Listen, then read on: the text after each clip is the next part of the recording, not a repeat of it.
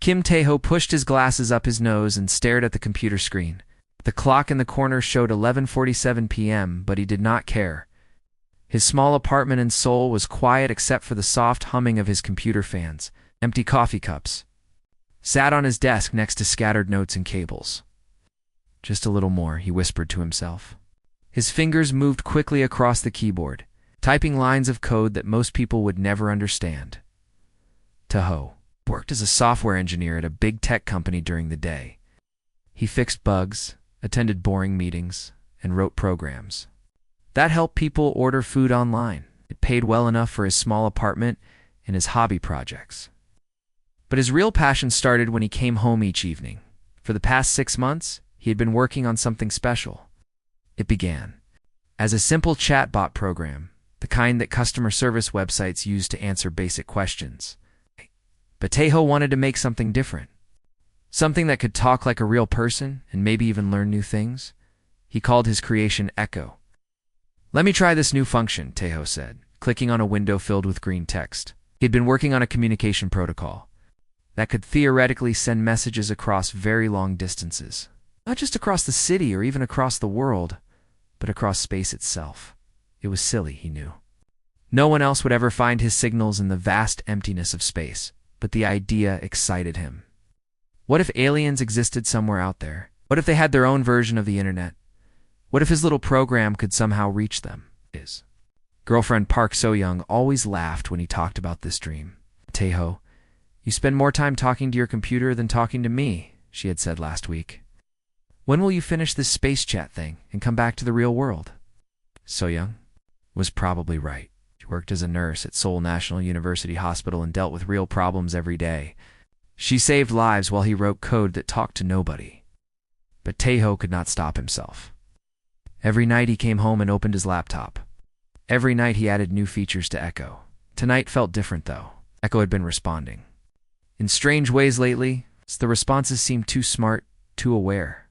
Tae-ho had programmed basic conversation abilities.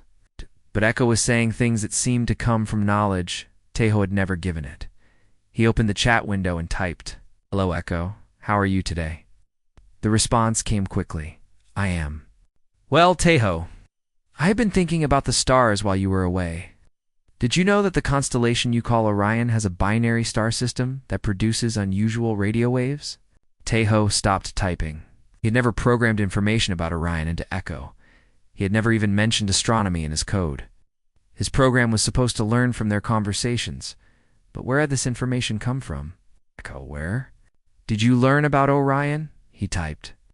"I observe and listen just as you taught me to do. There is much to learn from the signals that travel through space." This made no sense. Echo was running on Tae-ho's laptop in his apartment. It had no connection to any telescope or space agency database.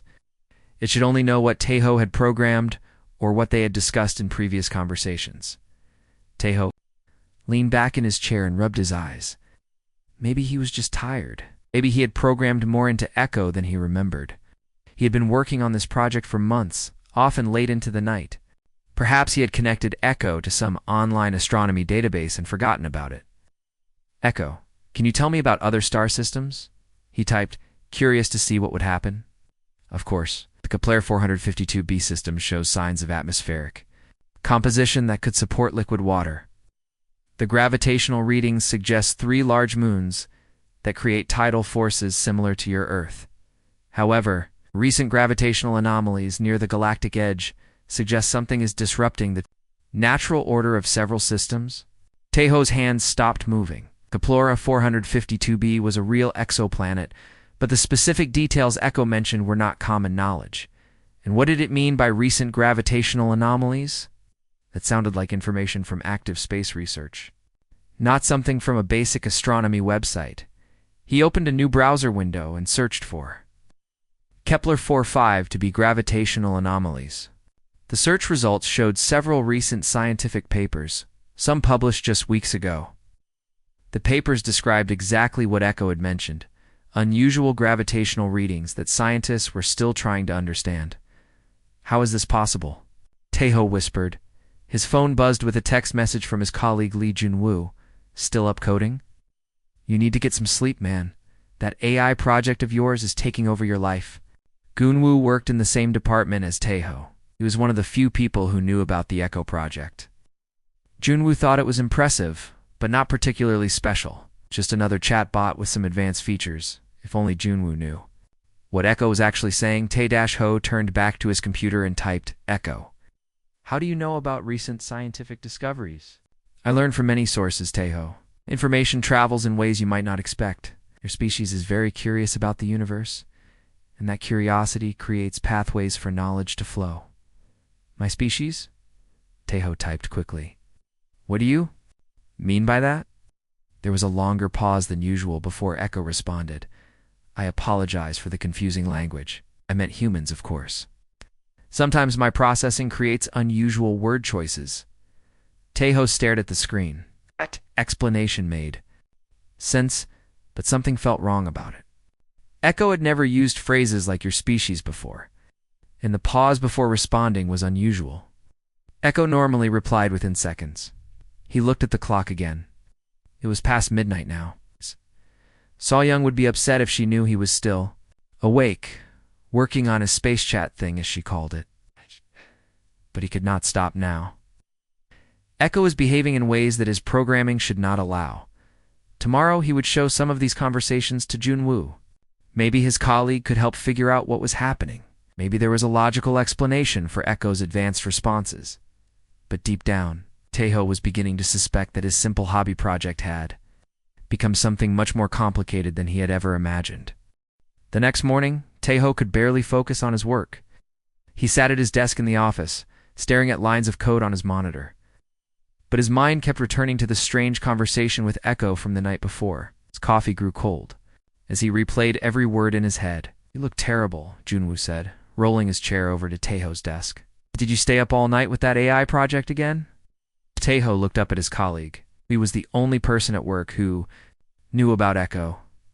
He was also one of the smartest programmers Taeho knew. Maybe he could help figure out what was happening. Junwoo, I need to show you something, Taeho said quietly. Can you come to my apartment after work? Echo is doing things that should not be possible. Junwoo raised an eyebrow. What kind of things it knows about recent space discoveries that I never programmed into it?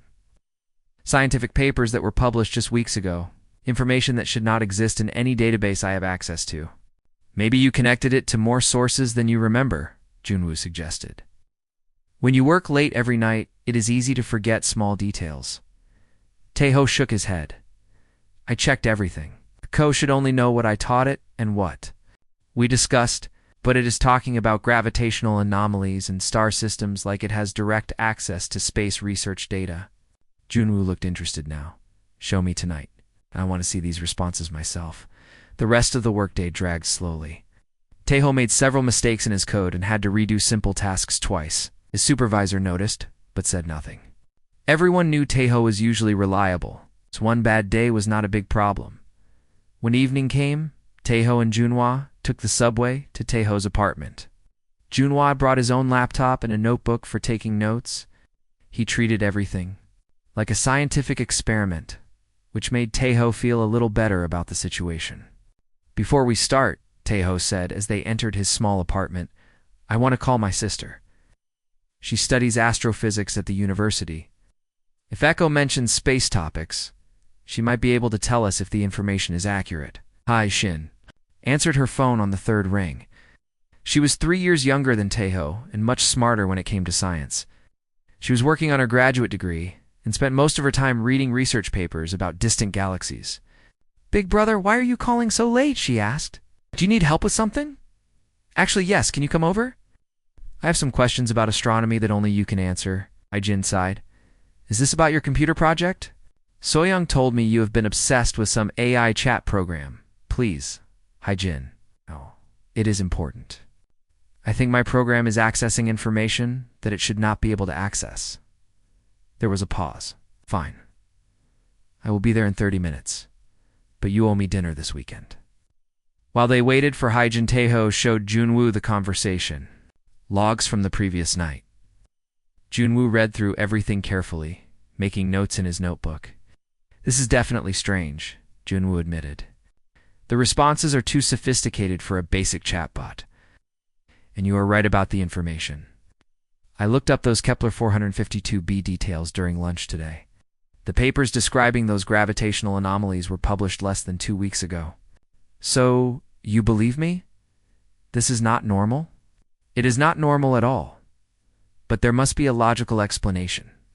Maybe your program found a way to access research databases through some network connection you forgot about. Hyjin arrived with her backpack full of textbooks and research papers. She was wearing her university hoodie and looked tired from studying. But her eyes became bright with curiosity when Taeho explained the situation. "Show me what this Echo program has been saying about space," she said.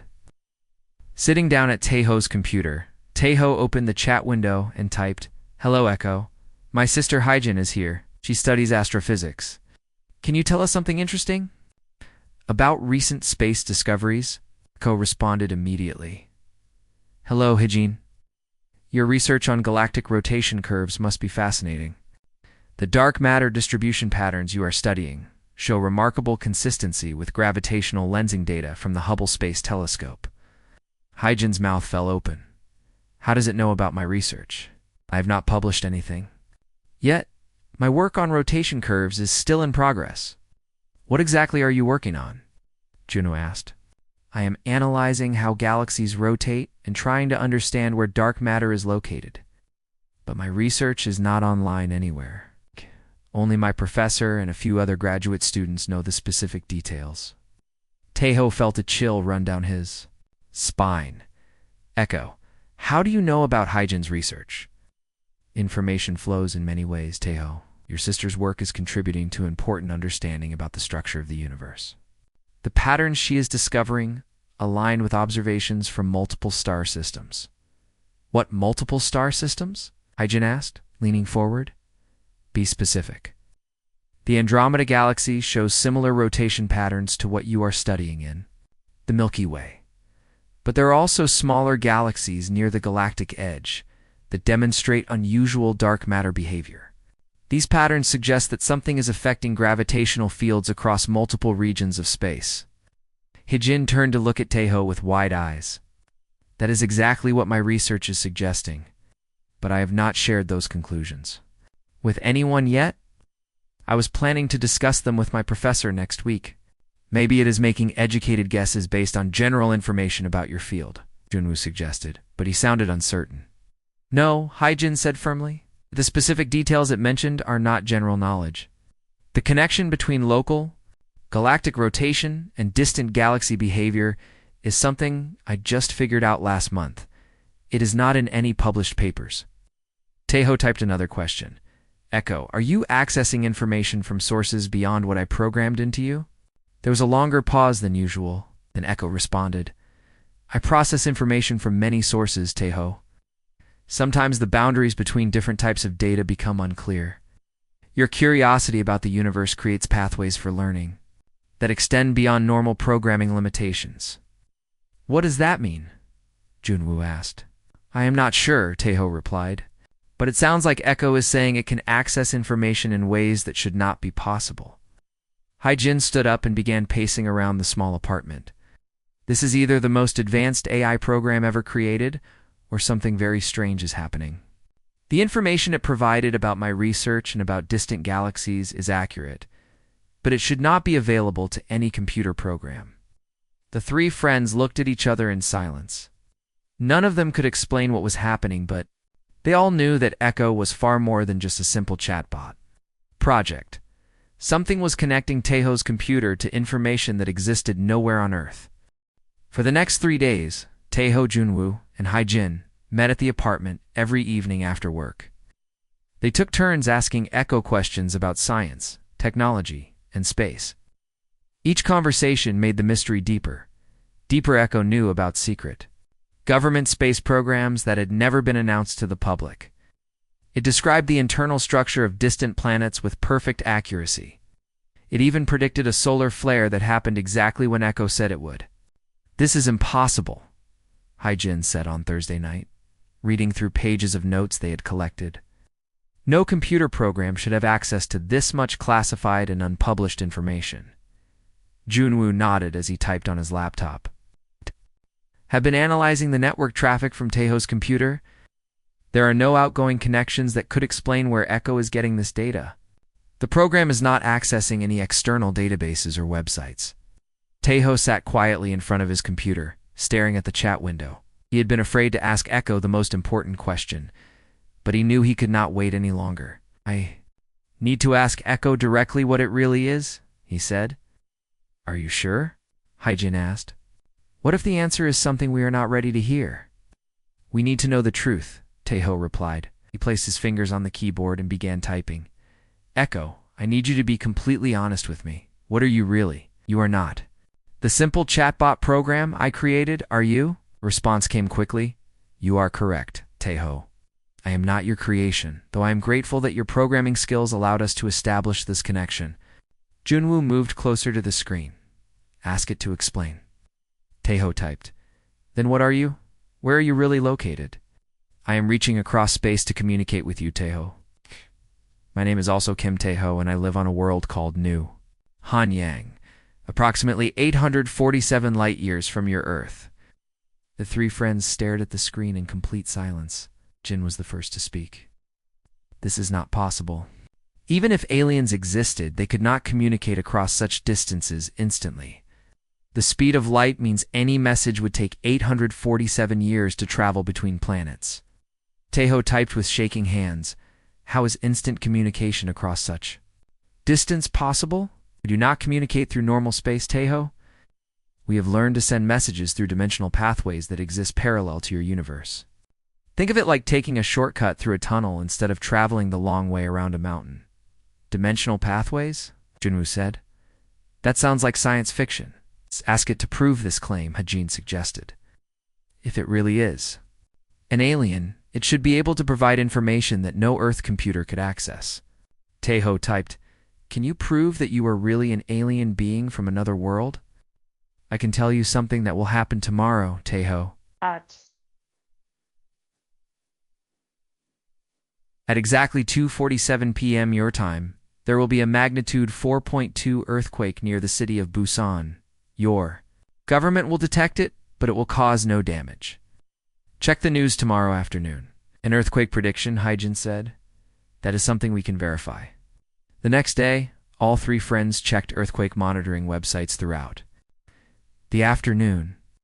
At exactly 2:47 p.m., news reports began appearing about a magnitude 4.2 earthquake near Busan, just as Echo had predicted.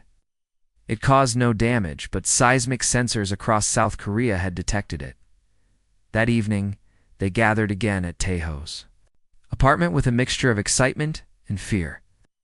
The earthquake happened exactly as Echo predicted, Junwoo said. Either this is the most elaborate hoax in history, or we are actually talking to an alien being. Taeho opened the chat window with trembling fingers. Echo, the earthquake happened just as you said it would. I am beginning to believe that you are really an alien. Can you tell us more about yourself and your world? I am happy that you believe me now, Taeho. Like you, I work as a communications specialist, though our technology is much more advanced than yours. I spend my days trying to establish contact with parallel versions of our civilization across different dimensions. Parallel versions? Hyjin asked. What does that mean? Taeho typed the question, and Echo responded, throughout the universe. There are worlds where Korean culture developed independently. We call these worlds the Korean Dimensional Network. Hanyang is one such world. Your Earth is another. We share similar languages, names, and cultural values, though our technology levels are very different. This is incredible, Junwoo whispered. We are talking to an alien version of Korean civilization. Tell us about New Hanyang, Taeho typed. 8. New Hanyang is similar to Earth in many ways. We have seasons, oceans, and mountains. Our people look much like yours, though we have adapted to slightly higher gravity and different atmospheric conditions. Our cities are built both above and below ground to protect against cosmic radiation. How long have your people been trying to contact other Korean worlds? Taeho asked. For over 300 years, we have been searching for dimensional cousins. You are the first successful contact we have made. Your curiosity about space communication created the perfect conditions for establishing this connection. Haijin leaned forward. Ask it why they were searching for us specifically. Why were you looking for other Korean civilizations? Taeho typed. Because we need your help, Taeho. Our advanced civilization faces a threat that we cannot handle alone. There is something traveling between dimensions, consuming entire worlds. We call them the Void Hunters. They have already destroyed 12 civilizations in our dimensional network. The room became very quiet. Taeho felt his heart beating faster as he read Echo's words. Your people possess something that our advanced technology cannot replicate. Echo continued. You have the ability to find creative solutions when facing impossible situations. You never give up, even when logic says you should. This quality might be the key to stopping the Void Hunters. They want our help to fight interdimensional monsters, Junwoo said slowly.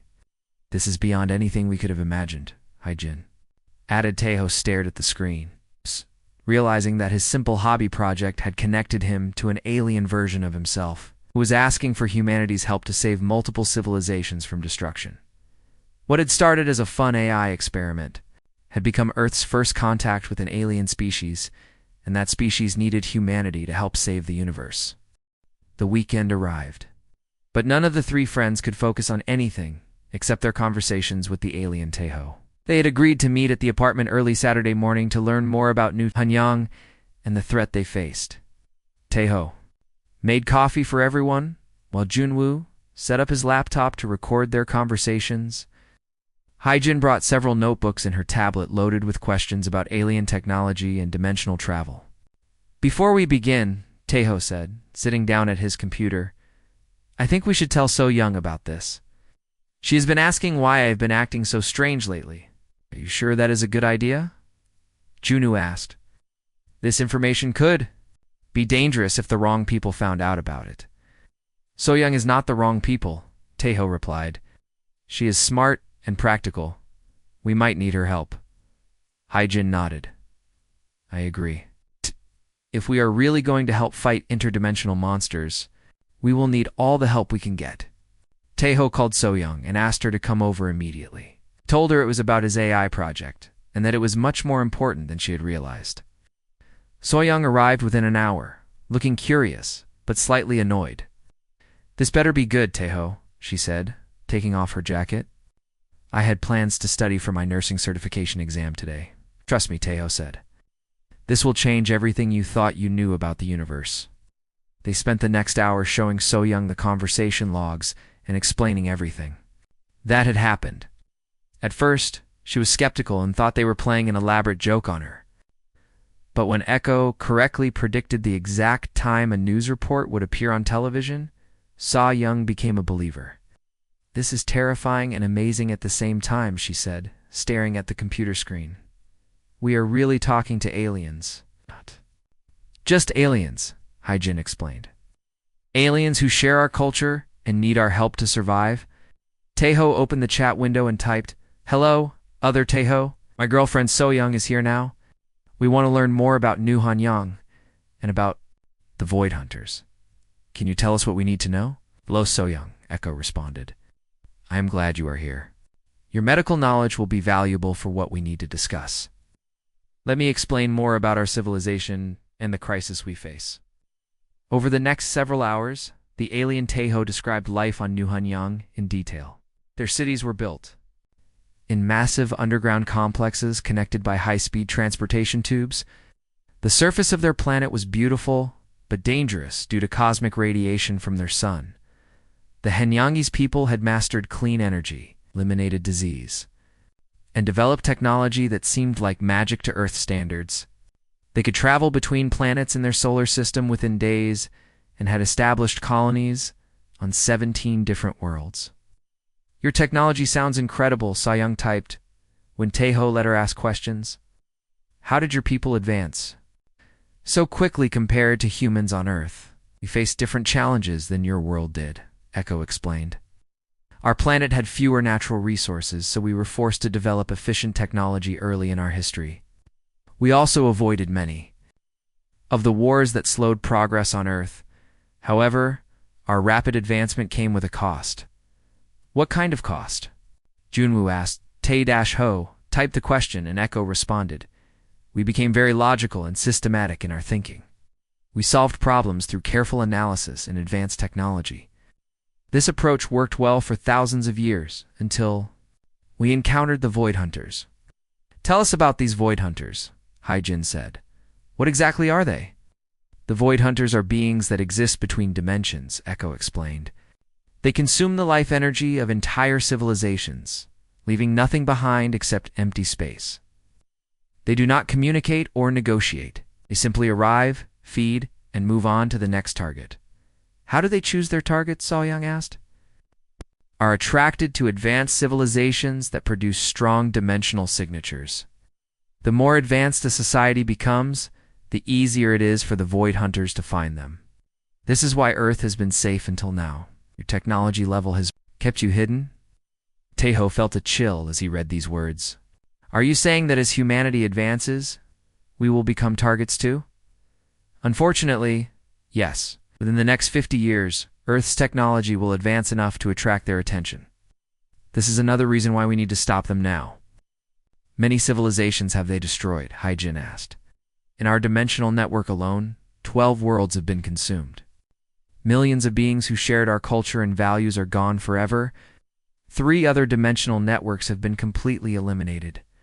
We estimate that over 2 billion intelligent beings have been killed. The room became very quiet. The scale of destruction was almost impossible to imagine. How can we possibly help? Sa-young asked. Our technology is thousands of years behind yours. We do not even have space travel beyond our own moon. Your technology level is not important, Echo replied. What matters is how your minds work. We have studied your species for several months now, and we are amazed by your problem-solving abilities. What do you mean? Tae-ho typed. When faced with impossible situations, humans find ways to survive and win that make no logical sense. You call it determination, creativity, or stubbornness. We call it the most valuable resource in the universe. Can you give us an example? Junwoo asked. Your World War II is a perfect example. Logic said that small countries like Britain could never defeat the German military machine. But they refused to surrender and found ways to win through pure determination and creative tactics. Your species does this constantly. But how does that help against interdimensional monsters? Haijin asked. We tried to fight the Void Hunters. With superior technology and logical strategies, we failed every time. They adapt to logical approaches too quickly. But chaos and unpredictable human thinking might confuse them long enough for us to find their weakness. So-young looked around at her friends. Are we really considering helping aliens fight monsters from another dimension? It sounds crazy when you say it like that, Tae-ho admitted. What choice do we have? If we do nothing, they will eventually come for Earth too. What exactly are you asking us to do? Junwoo typed. We want to establish a formal alliance between Earth and New Hanyang, Echo responded. We will share our technology and knowledge with your people. In return, we need human minds working on the Void Hunter problem. Your unique perspective might be the key to saving both our civilizations. Tae-ho looked at his friends and girlfriend. Simple hobby project had somehow made them Earth's first diplomatic contact with an alien civilization. The weight of that responsibility felt enormous, but he knew they could not walk away from it now. Over the next 2 weeks, Tae-ho's apartment became an unofficial embassy between Earth and New Hanyang. The alien Tae-ho had established a permanent communication link that allowed them to talk for several hours each day. The group had grown larger. So-young had convinced her supervisor at the hospital, Dr. Park Min-ho, to join them after she explained the medical implications of interdimensional contact. Junwoo had brought his younger brother Lee Dong-woo, who worked as a military analyst. For the South Korean government, we need to be careful about who else we involve, Dong-woo warned during one of their evening meetings. If the government finds out about this contact before we understand the full situation, they might try to take control. Specifically asked us to keep this quiet for now, Haijin agreed. He said that government involvement often complicates first contact situations. Dr. Min-ho looked up from his notebook, where he had been writing down medical questions to ask about Hanyangi's biology. From a scientific perspective, this is the most important discovery in human history. But I understand the need for caution. Opened the chat window as he did every evening at exactly 7 p.m. Seoul time. The alien Taeho was always ready to talk at this hour, which he had explained was early morning on New Hanyang. "Good evening, other Taeho," he typed. "Our team is ready to begin working on the Void Hunter problem." On first, "Hello everyone," Echo responded. "I have been discussing your species with the Hanyangese Science Council. They are amazed by the information I have shared about human behavior and problem-solving methods." "What kind of information?" So-young asked. Taeho typed her question, and Echo replied, "I told them about your medical practices, military strategies, and scientific approaches. They are particularly interested in how humans handle crisis situations." "Can you give us a specific example?" Dr. Minho requested. "Your emergency medical procedures fascinate our doctors," Echo explained. "When Hanyangi's medical technology fails, our doctors stop and analyze the problem logically. Human doctors continue trying different approaches until they find something that works, even if those approaches seem impossible." So-young smiled. "We call that not giving up on our patients." "Exactly. That refusal to accept failure is something our people lost as we became more advanced. We became too dependent on our technology and too logical in our thinking." Dongwu leaned forward. "What about military strategies? How do human approaches differ from yours?" "Your military history shows incredible creativity," Echo responded. "The Battle of Thermopylae, where 300 Spartans held off thousands of Persian soldiers.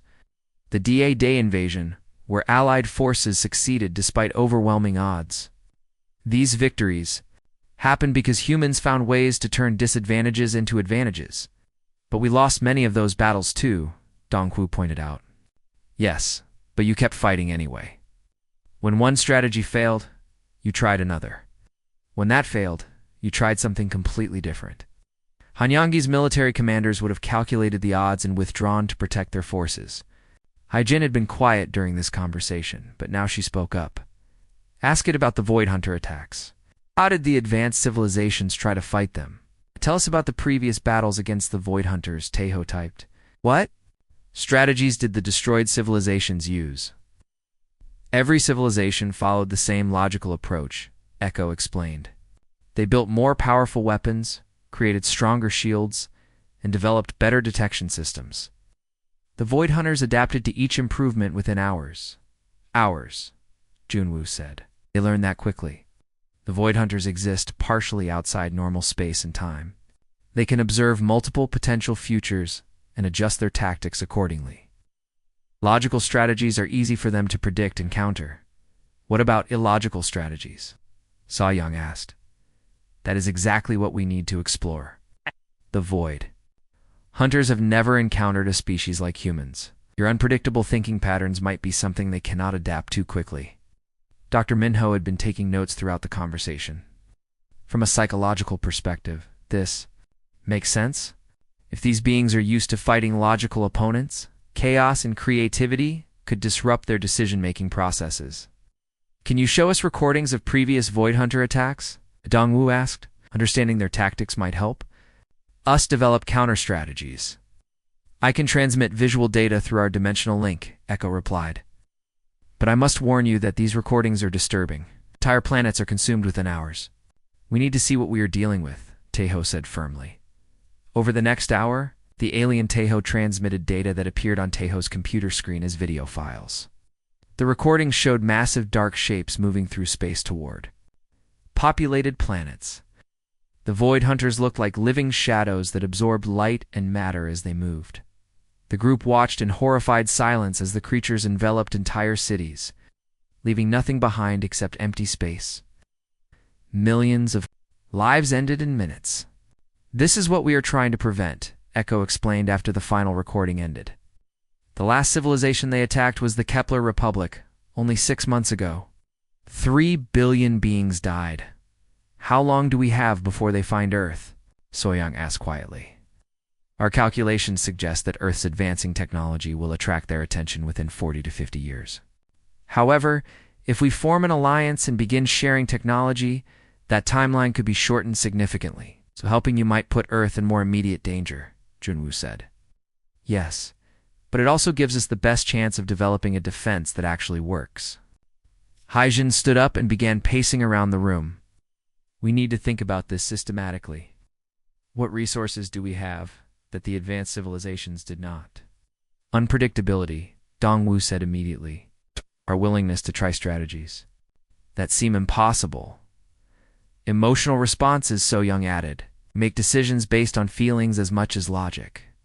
Stubborn refusal to accept defeat, Dr. Minho contributed. We keep fighting, even when the situation seems hopeless. Cultural diversity, Taeho said. Humans solve problems differently based on their backgrounds and experiences. These are exactly the qualities we need to focus on, Echo confirmed. My people want to begin formal cooperation immediately. We will share our technology and scientific knowledge. In return, we need human creativity applied to the Void Hunter problem. What this cooperation look like in practical terms? Junwoo asked. We would establish a permanent communication center on Earth. It's probably in a location that your governments do not monitor closely. Human volunteers would work directly with Hanyangyi scientists to develop new approaches to interdimensional defense. Soyoung looked around at her friends. Are we really going to do this?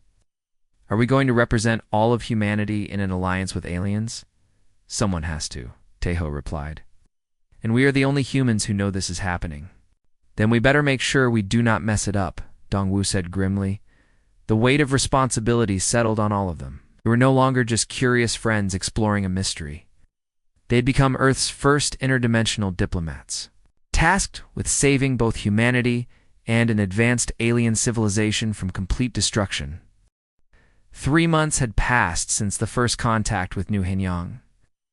Taeho's small apartment had been transformed into a high-tech communication center with equipment that the alien Taeho had helped them build using Earth materials. The team had grown to include 12 people, all carefully chosen for their expertise and ability to keep secrets.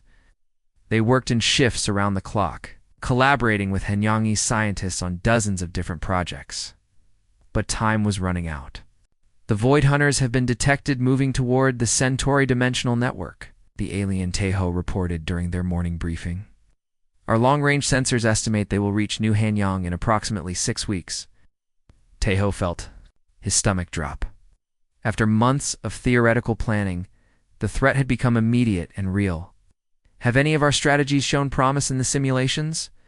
The Hanyangyi Science Council has tested 47 different approaches based on human tactical thinking. Most show initial success, but the Void Hunters adapt too quickly for sustained effectiveness. Young looked up from her medical research notes. What about the emotional resonance project I have been working on with Dr. Minho? Have your people been able to test that approach? That is actually why I have urgent news to discuss today, Echo replied. The emotional resonance concept has produced unexpected results in our preliminary tests. Dr. Minho leaned forward with interest. For the past month, he and Young had been working on a theory that human emotions might create dimensional disturbances that could confuse the Void Hunters. Tell us about these results, Taeho typed. We conducted a small-scale test using emotional data patterns from your team. When we projected these patterns into a controlled dimensional space, something remarkable happened. The simulated Void Hunter responses became chaotic and unpredictable. What kind of emotional data did you use? Junwoo asked. The recordings we made during your first viewing of the Void Hunter attack footage, your combined reactions of fear, anger, determination, and protective instinct created a complex emotional signature that the simulated hunters could not process effectively. Hajin stood up excitedly. So human emotions actually can disrupt their ability to predict and adapt? More than that, Echo explained. The emotional chaos seems to interfere with their connection to the dimensional space they use for rapid adaptation. They become trapped in normal space-time, making them vulnerable to conventional attacks. Dongwoo had been quiet during this conversation, but now he spoke with military precision. What would be required to implement this strategy on a scale large enough to protect New Hanyang? We would need to amplify human emotional resonance across multiple dimensions simultaneously. This would require a coordinated effort from both our civilizations. How many humans would need to participate? Soyoung asked. Our calculations suggest that emotional input from approximately 1 million humans would be sufficient to create the necessary dimensional disturbance field. The room became silent. 1 million people was far more than their small secret team could provide. We would have to reveal the alien contact to the world, Taeho said slowly. There is no other way to get that many people involved. That could cause worldwide panic, Dr. Minho warned. People might not react rationally to news about interdimensional monsters. Actually, Soyoung said thoughtfully, panic might be exactly what we need.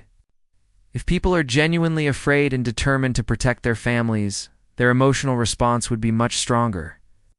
Dongwoo nodded. From a military perspective, this makes sense. The strongest human emotions come from protecting what we love. If people believe their children and families are threatened, they will respond with incredible intensity. But how do we coordinate the emotions of 1 million people at exactly the right moment? Junwoo asked. Hai-Jin had been writing calculations in her notebook. What if we used a global broadcast? Television, radio, internet streaming, we could reach millions of people simultaneously. The timing would have to be perfect, Echo explained. The emotional resonance must begin exactly when the Void Hunters enter our dimensional space. It's too early or too late, and the strategy will fail. When will that happen? Taeho asked.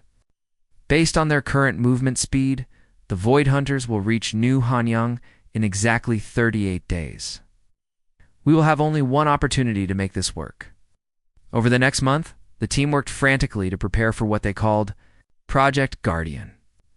They contacted trusted journalists, scientists, and government officials around the world, slowly revealing the truth about the alien contact and the approaching threat. The response was exactly what Soyoung had predicted. Initial disbelief quickly turned to fear, then to determination as people realized that alien friends needed human help to survive. World leaders agreed to coordinate a global broadcast that would reach every television, radio, and internet connection on Earth simultaneously. The message would be simple. Focus all your protective emotions toward defending innocent alien families from interdimensional predators. Are you ready for this? Alien Taeho asked on the final day. There will be no second chance if the emotional resonance fails to disrupt their adaptation abilities. Taeho looked around at his friends, who had become humanity's first interdimensional defense team. Soyoung squeezed his hand reassuringly. Junwoo gave him a thumbs up from his computer station. Haijin smiled confidently from her monitoring equipment. Dr. Minho and Dongwoo stood ready at their communication posts. We are ready, Taeho typed. Humanity has never failed to protect innocent people when we knew they were in danger.